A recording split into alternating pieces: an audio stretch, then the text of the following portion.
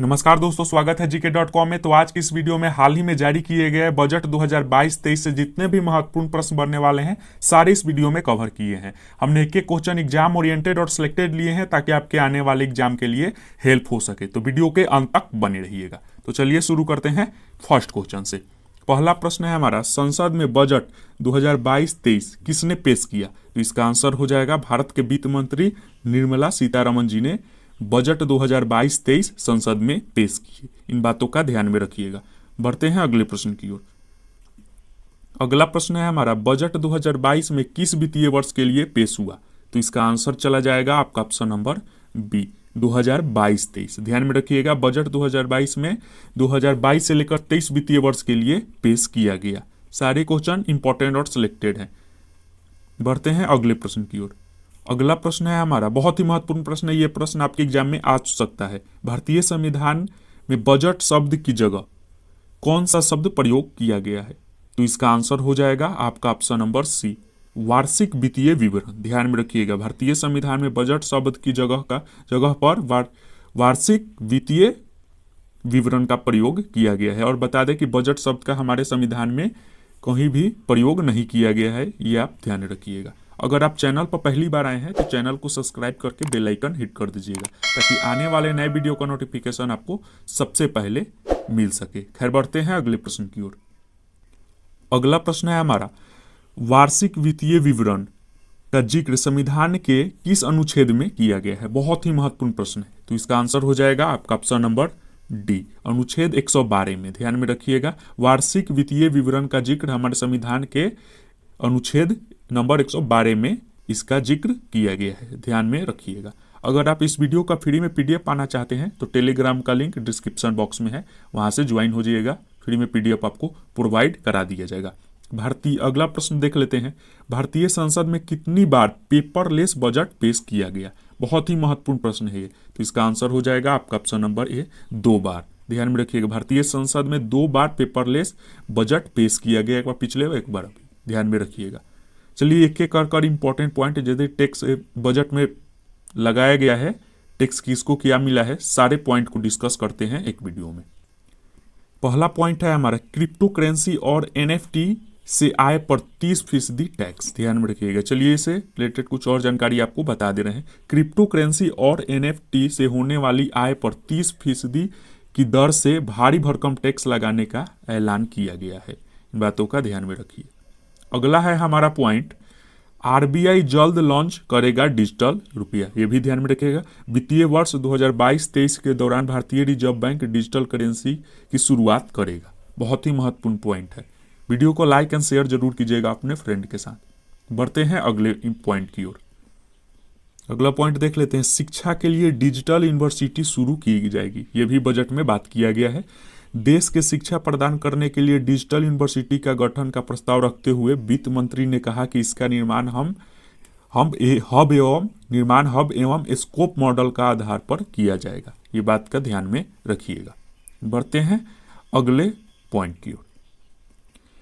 बात कर ले रहे हैं अगले पॉइंट की ओर। तो पर्सनल इनकम टैक्स में कोई राहत नहीं दिया गया है 2022-23 के बजट में। वित्त मंत्री निर्मला सीतारमण ने बजट में इनकम टैक्स चुकाने वाले करदाताओं को कोई राहत नहीं दिया। ये बातों का ध्यान में रखिएगा।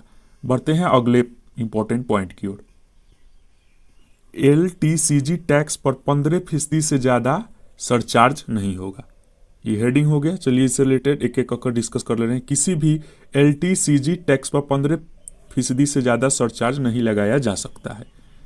अगला है हमारा, जिनकी आमदनी 1 से लेकर 10 करोड़ के बीच रुपये के बीच है, उनका सरचार्ज को 12 से घटाकर 7% किया गया है। बहुत महत्वपूर्ण पॉइंट है आपके आने वाले एग्जाम के लिए। ध्यान में रखें, जिसकी आमदनी 1 से 10 करोड़ रुपए के बीच है, उनका सरचार्ज 12 से घटाकर 7% कर दिया गया है। वीडियो को लाइक एंड शेयर जरूर कीजिएगा अपने फ्रेंड के साथ, क्योंकि ऐसा वीडियो आपको नहीं देखने को मिलेगा। अगला पॉइंट देख लेते हैं, कैपिटल गुड्स पर इंपोर्ट ड्यूटी में मिल रही छूट पर हटाई गई। ध्यान में रखिएगा, कैपिटल गुड्स इंपोर्ट पर अब 7.5% की दर से इंपोर्ट ड्यूटी लगेगी। ये भी आप ध्यान में रखिएगा। चलिए डिफेंस सेक्टर के बारे में कुछ महत्वपूर्ण जानकारी ले लेते हैं बजट 2022-23 से। डिफेंस सेक्टर के लिए बड़ा ऐलान हुआ है। डिफेंस सेक्टर में कैंपस का 68% हिस्सा भारतीय कंपनियों के लिए सुरक्षित होगा। बहुत ही ये महत्वपूर्ण पॉइंट है और बहुत बड़ा कदम है ये बजट में। डिफेंस सेक्टर में के कैंपस में 68% हिस्सा भारतीय कंपनियों के लिए सुरक्षित होगा, तो अपना देश भी मजबूत होगा। चलिए एजुकेशन क्षेत्र के लिए बात कर ले रहे हैं। एजुकेशन सेक्टर में जितने भी घोषणाएं हुई है बजट 2022-23 में उसको डिस्कस कर ले रहे हैं। तो पहला है हमारा पीएम ई विद्या एवं 1 क्लास 1 टीवी चैनल जो प्रोग्राम है उसको 12 से बढ़ाकर 200 चैनलों तक विस्तृत किया जाएगा। ये ध्यान में रखिएगा। पीएम विद्या के 1 class and 1 TV channel programme है जिसको 12 था उसको अब 200 कर दिया गया है। चलिए इससे और भी देख लेते हैं पॉइंट क्या है इसमें। और बात करें इससे पॉइंट की तो सभी राज्यों को इससे क्लास 1 से लेकर 12 तक के क्षेत्रीय भाषाओं को पूरक शिक्षा देने में मदद मिलेगी, ये भी ध्यान में रखिएगा। चलिए अगला है हमारा राज्यों को कृषि विश्वविद्यालयों का पाठ्यक्रम में संशोधित करने के लिए भी प्रोत्साहित किया जाएगा। इन बात का भी शिक्षा के क्षेत्र में ऐलान किया गया है। चलिए अगला है हमारा, अगला देख लेते हैं वर्चुअल डिजिटल एसेट्स पर 30% टैक्स लगेगा। वर्चुअल डिजिटल एसेट पर 30% टैक्स लगेगा। इन बातों का भी आपको ध्यान में रखिएगा। और बात करें वर्चुअल डिजिटल एसेट पर ट्रांसफर पर 1% का टीडीएस भी लगाया जाएगा। इन बातों का भी ध्यान में रखिएगा। चलिए अगला पॉइंट देख लेते हैं। अगला पॉइंट है हमारा एनपीएस पर टैक्स राहत की सीमा 10% से बढ़ाकर 14% कर दी गई है। सभी कर्मचारियों के लिए एनपीएस पर टैक्स की राहत की सीमा 10% से बढ़ाकर 14% कर दी जा रही है। इन बात का ध्यान में रखिएगा। चलिए जीडीपी से कुछ महत्वपूर्ण पॉइंट बजट में बात किया गया है उस पर डिस्कस कर ले रहे हैं। 2021-22 के राजकोषीय घाटा जो जीडीपी के 69% जो था 6.9% के बराबर। तो चलिए इससे रिलेटेड कुछ महत्वपूर्ण पॉइंट डिस्कस कर लेते हैं। वित्तीय वर्ष 2021-22 में राजकोषीय घाटा जीडीपी के 6.9% के बराबर रहेगा और पहले 6.8 रहने का अनुमान था। ये बात का ध्यान में रखिएगा। और आगे बात कर ले रहे हैं वित्तीय वर्ष 2022-23 में राजकोषीय घाटा जीडीपी 6.4 के बराबर रहने का अनुमान लगाया गया है। इन बातों का भी ध्यान में रखिएगा। लाइक एंड शेयर जरूर कीजिएगा फ्रेंड के साथ कि सारे पॉइंट हमने इस पे डिस्कस किए हैं जो आपके एग्जाम में बन सकते हैं और आपको जानकारी के लिए भी चाहिए बजट में क्या क्या है तो आप ब्रीफ में समझ सकते हैं। अगला पॉइंट है हमारा वित्त मंत्री ने कहा कि 5G के लिए 2022 में स्पेक्ट्रम ऑक्शन किया जाएगा। ये भी ध्यान में रखिएगा। 2022 में स्पेक्ट्रम ऑक्शन 5G के लिए किया जाएगा।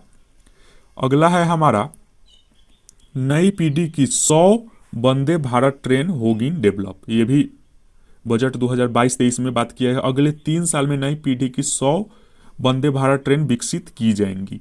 ये भी बात बजट में की गई है, ध्यान में रखिएगा। चलिए अगला बजट में क्या बात किया गया है। पीएम आवास योजना में 80 लाख नए मकान बनाए जाएंगे। वित्त मंत्री ने कहा कि पीएम आवास योजना के लिए 48,000 करोड़ आवंटित किए गए हैं। ध्यान में रखिएगा। वित्तीय पीएम आवास योजना के लिए 48,000 करोड़ रुपए आवंटित किए गए हैं। इन योजना के तहत 80 लाख नए मकान बनाए जाएंगे। ये आप ध्यान में रखिएगा। बजट 2022-23 में दिया गया है। और बात कर रहे हैं पूर्वोत्तर के विकास के लिए 1500 करोड़ रुपए आवंटित किए गए हैं। वित्त मंत्री निर्मला सीतारमण ने कहा कि पूर्वोत्तर विकास के लिए इस बजट में 1500 करोड़ रुपए आवंटित किए गए हैं। ये भी ध्यान में रखिएगा। बढ़ते हैं आप युवाओं को नौकरी से जुड़े हम लोग के जो काम। निर्मला सीतारमण ने बजट 2022-23 में कहा कि पीएलआई स्कीम से 60 लाख नई नौकरियों की संभावना बन सकती है। चलिए एक एक पॉइंट डिस्कस कर ले रहे हैं। वित्त मंत्री ने कहना है कि पीएलआई स्कीम से बहुत अच्छी सफलता मिली है, इससे अनुमान उन्होंने लगाया है। और बात करें इससे अगले 5 साल में 60 लाख नई नौकरियां पैदा होने की संभावना है और इसके अलावा 30 लाख करोड़ के अतिरिक्त प्रोडक्शन की भी उम्मीद है। ये भी बात का वित्त मंत्री ने अनुमान लगाया है। अनुमान लगाने दीजिए उनको। खैर देखते हैं हम अगला पॉइंट अपने एग्जाम के लिए। 100 गति शक्ति टर्मिनल बनाए जाएंगे, यह भी बात निर्मला सीतारमण जी ने कहा था। वित्त मंत्री ने कहा कि 100 गति शक्ति टर्मिनल बनाए जाएंगे। इसके अलावा हाईवे विस्तार पर 20,000 करोड़ रुपया खर्च किया जाएगा, यह भी बात निर्मला सीतारमण जी ने कही है। चलिए अगला देख लेते हैं। वित्त मंत्री ने बताया विकास के 4 पिलर, उन्होंने 4 पिलर बजट में बताया है। तो चलिए देख लेते हैं 4 पिलर वित्त मंत्री निर्मला सीतारमण जी ने गिनाए हैं वो कौन कौन है। तो बात करें इसमें एक साल में 25,000 किलोमीटर हाईवे बनाना, हेल्थ इंफ्रा को मजबूत करना, 25 साल के लिए ग्रोथ का ब्लूप्रिंट तैयार करना शामिल करना, ये भी बात ध्यान में रखिए। इन्हें 4 को गिनाया था। खैर बढ़ते हैं अगले पॉइंट की ओर। अगला है हमारा हर साल 25,000 किलोमीटर हाईवे बनाने का लक्ष्य उन्होंने रखा है। ये 4 पिलर उन्होंने गिनवाए थे, ये आप ध्यान में रखिएगा। हर साल उन्होंने 25,000 किलोमीटर हाईवे बनाने का लक्ष्य रखा है। चलिए अब स्टैटिक्स जी से जो बनने वाले हैं प्रश्न, जो ऑब्जेक्टिव टाइप में आपके प्रश्न बन सकते हैं, वो सारे हमने डिस्कस कर लिए हैं ताकि आपके आने वाले एग्जाम में हेल्प हो सके। तो अंत तक जरूर बना रहिएगा। अगला है प्रश्न है हमारा, स्वतंत्र भारत का पहला बजट किसने पेश किया? तो इसका आंसर हो जाएगा आपका option number B, Shanmukham Chetty ने। ध्यान में रखिएगा, स्वतंत्र भारत का पहला बजट इन्होंने पेश किया। और कब पेश किया? 26 नवंबर 1947 को इन्होंने पेश किया था। ध्यान में रखिएगा, यहाँ से भी क्वेश्चन बन सकते हैं आपके एग्जाम में। फ्रेंड वीडियो को लाइक एंड शेयर जरूर कीजिएगा, क्योंकि आपके आने वाले एग्जाम के लिए सारे जो क्वेश्चन रहते हैं हम इसमें कवर करते हैं। चलिए अगला है हमारा, भारत के कितने प्रधानमंत्री ने प्रधानमंत्री रहते बजट पेश किया? बहुत ही महत्वपूर्ण प्रश्न है। तो इसका आंसर हो जाएगा 3। ध्यान रखिएगा, 3 भारत के प्रधानमंत्री ने प्रधानमंत्री रहते बजट पेश किए थे। चलिए वो कौन कौन 3 प्रधानमंत्री ये अभी आपको बता दे रहे हैं। पंडित जवाहरलाल नेहरू ने, राजीव गांधी, इंदिरा गांधी, तीनों ने 3 बार प्रधानमंत्री रहते हुए बजट पेश किए थे। ये प्रश्न बन सकते हैं आपके एग्जाम में।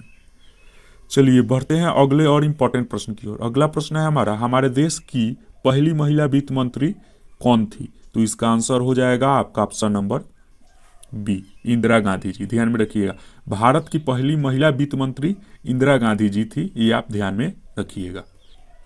बढ़ते हैं अगले प्रश्न की ओर। अगला प्रश्न है हमारा, बजट शब्द का अर्थ क्या होता है? बहुत ही महत्वपूर्ण पॉइंट है। आपका ऑप्शन इस प्रकार है, पैसे का थैला, कपड़े का थैला, चमड़े का थैला, या इनमें से कोई नहीं। तो इसका आंसर चला जाएगा आपका ऑप्शन नंबर सी, चमड़े का थैला। बजट शब्द का मतलब होता है चमड़े का थैला, ये बात आप ध्यान में रखिएगा। बढ़ते हैं अगले और इंपॉर्टेंट पॉइंट की ओर। अगला प्रश्न है हमारा, सबसे अधिक बार बजट किसने पेश किया था? ध्यान में रखिएगा, तो इसका आंसर चला जाएगा आपका option number B, Morarji Desai ने। ध्यान में रखिएगा, मोरारजी देसाई ने सबसे अधिक बार भारत देश में बजट पेश किया और इन्होंने 10 बार बजट पेश किया, ये भी ध्यान में रखिएगा। बढ़ते हैं अगले प्रश्न की ओर। अगला प्रश्न है हमारा, भारत में लगातार चौथी बार बजट पेश करने वाली प्रथम महिला वित्त मंत्री कौन बनी? तो इसका आंसर चला जाएगा आपका ऑप्शन नंबर बी, वर्तमान में वित्त मंत्री भारत के जो है निर्मला सीतारमण, उन्होंने लगातार प्रथम महिला वित्त मंत्री 4 बार लगातार बजट पेश करने वाली वित्त मंत्री बनी, ये आप ध्यान में रखिएगा। बहुत ही महत्वपूर्ण प्रश्न है। अगला प्रश्न है हमारा, आज का अंतिम प्रश्न है, भारत में पहला बजट किसने पेश किया? तो इसका आंसर हो जाएगा आपका option number D, east India company के जेसम विल्सन ने। ध्यान में रखिएगा, भारत का पहला बजट पेश ईस्ट इंडिया कंपनी के जेसम विल्सन ने किया था। तो आज का प्रश्न यही समाप्त हुआ। तो मिलते हैं नेक्स्ट वीडियो में। आई होप आपको वीडियो पसंद आया होगा। Jai Hind, take care and god bless you.